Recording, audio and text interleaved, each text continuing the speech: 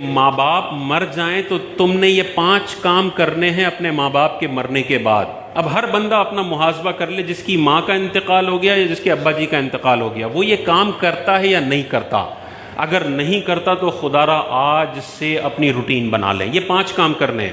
اور وہ کیا 5 کام ہیں؟ حضور نے ارشاد فرمایا الصلاۃ علیہما، اپنے والدین کے لیے رحمت کی دعا کرو۔ ہم اپنا محاسبہ کر لیں، پچھلے 6 مہینے کے اندر کبھی بھی منہ پہ یہ جملہ آیا یا اللہ میرے والدین کی قبروں پر تو اپنی رحمتوں کا نزول فرما؟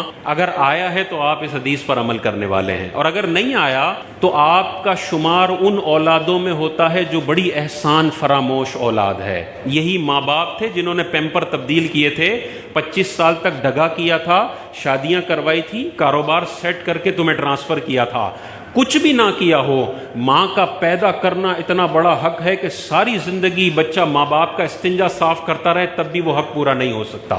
بعض بچے یہ بھی ہے نا، میرے ابا نے تو میرے لیے کچھ کیا ہی نہیں، نہ مجھے پڑھایا، نہ مجھے روٹی دی، نہ کچھ دیا۔ بھائی اس کا باپ ہونا اتنا بڑا اعزاز ہے کہ والدین نے تجھے ساری زندگی جوتے مارے ہوں پھر بھی تجھے یہ 5 کام کرنے ہیں، پھر بھی تجھے کبھی بھی اونچی آواز کا اختیار نہیں ہے۔ تو حضور نے ارشاد فرمایا الصلاۃ علیہما، دوسرا ارشاد فرمایا والاستغفار لہما، اپنے والدین کے لیے دعائے مغفرت کرے۔ تو دعائے رحمت کرنی ہے، یا اللہ میرے والدین کی قبر پر رحمتوں کا نزول فرما، یا اللہ میرے والدین کے صغیرہ کبیرہ گناہوں کو تو معاف فرما۔ تیسرا ارشاد فرمایا وَإِنفَاذُ عُهُودِهِمَا، اور جو ماں باپ نے اپنی زندگی میں وعدے کیے ہوئے ہیں، جو ایگریمنٹس کیے ہوئے ہیں، جو عہد کیے ہوئے ہیں، ان کو نافذ کرنا یہ بچوں کی ذمہ داری ہے۔ یہ تیسرا کام بتایا۔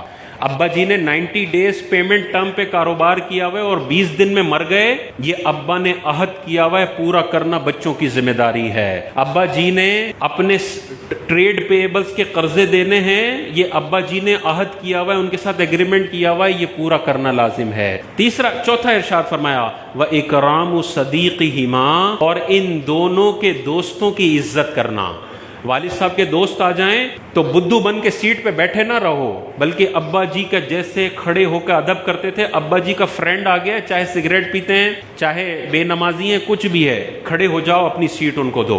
یہ عزت کرنے کا حکم ہے ابا جی کے دوستوں کی۔ تو ابا جی کے دوستوں کی عزت کرنے کا حکم ہے، تو ابا جی کے بھائی کی کتنی عزت کرنی ہے، ابا جی کے ابا جی کی کتنی عزت کرنی ہے، ابا جی کی بہنوں کی کتنی عزت کرنی ہے۔ اور 5واں یہی ارشاد فرمایا وَصِلَةُ الرَّحِمِ، اور ان رشتہ داروں کے ساتھ صلہ رحمی کرے جو اس کے ماں باپ کی وجہ سے اس کے رشتہ دار بنے ہیں۔ ماں باپ نہ ہوتے تو یہ رشتہ دار نہ ہوتے، تو اس میں چچا بھی آ گئے، پھپھو بھی آ گئے، خالہ بھی آ گئے، ماموں بھی آ گئے۔ ابا جی کا انتقال ہوا تو یہ نہیں ہے کہ بس چچا کو اب ان کے حال پہ چھوڑ دیا، پھپھو کو ان کے حال پہ چھوڑ دیا کہ اب یہ جانے، ابا جی جانے، ابا جی تو چلے گئے، ہمارا تو ان کے ساتھ کوئی خاص تعلق نہیں ہے۔ نہیں، میں نے اپنے رشتہ داروں سے رشتہ جوڑ کے رکھنا ہے۔ انگریزوں کا یہ کلچر ہے کہ انٹی کو آئے ہوئے 3 سال ہو گئے، انکل کو آئے ہوئے 5 سال ہو گئے، کبھی فون پہ بھی رابطہ نہیں ہوتا۔ ان کے تو انٹی انکل کا پتہ بھی نہیں ہوتا نا، بعض اوقات ابا کا ہی پتہ نہیں ہوتا۔ اسلامی کلچر ہے جو آپ کو کہتا ہے جڑ کے رہو، چچا سے بھی جڑو، خالہ سے بھی جڑو، ماموں سے بھی جڑو، پھپھو سے بھی جڑو، بھتیجے بھانجوں سے بھی جڑو، ہر ایک کی خبر گیری کرو، بے حس نہ بن جاؤ، خود غرض نہ بن جاؤ کہ مال ہے تو بس میرا ہے اور میرے بچوں کا ہے۔